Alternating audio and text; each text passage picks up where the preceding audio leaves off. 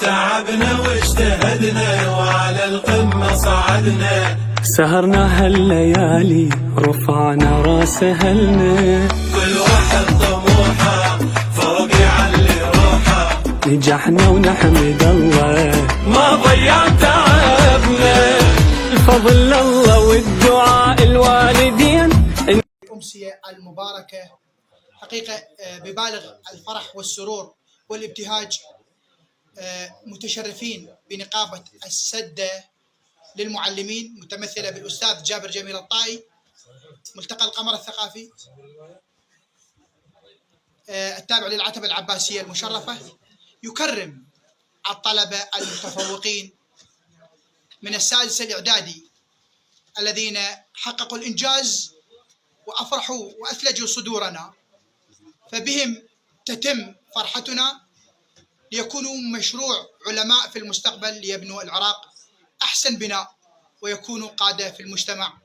فمن أجل هذا العمل ومن أجل هذه الجزئية اليوم نكرم المتميزين، وغدا وبعد غدا نستمر بهذا العطاء إن شاء الله. أيام حلوة أصحاب الطعم أخوة، شما يقوى التحدي إرادة عدنا تقوى، أسسنا حلمنا وردنا من علينا شي يخدم وطننا غالي هو، بوجه أبيض طلعنا وكل خير بنا باكر هالوطن أحلى يصير، راح نبقى نكافح احنا للأخير. بدعوة كريمة من الأخوة في ملتقى القمر الثقافي بمكتب المسيب التابع للعتبة العباسية المقدسة، تشرفت نقابة المعلمين والطلاب بالقطاع الهندية بحضور حفل تكريم واحتفاء بالطلبة الذين تخرجوا هذا العام من الصف السادس الإعدادي وبمعدلات جيدة وممتازة. هذه المبادرة الكريمة من قبل الأخوة في الملتقى هي خير حافز وخير دافع للعطاء المستمر.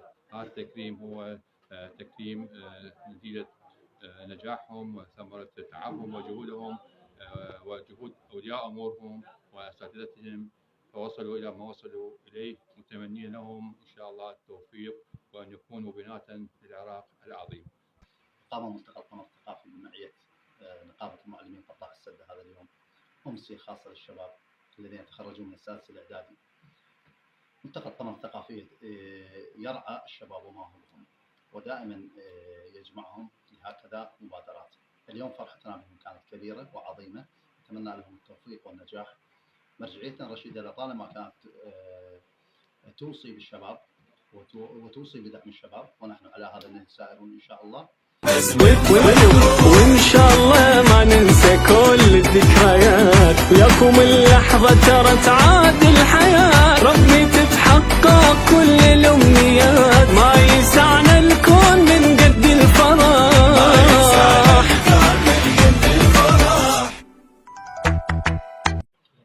نشكر ملتقى القمر الثقافي، نشكر نقابة السدة على هذا الاحتفال الجميل بمناسبة نجاحنا، واحنا فرحانين والحمد لله والشكر. شكرا للأساتذة الحضور.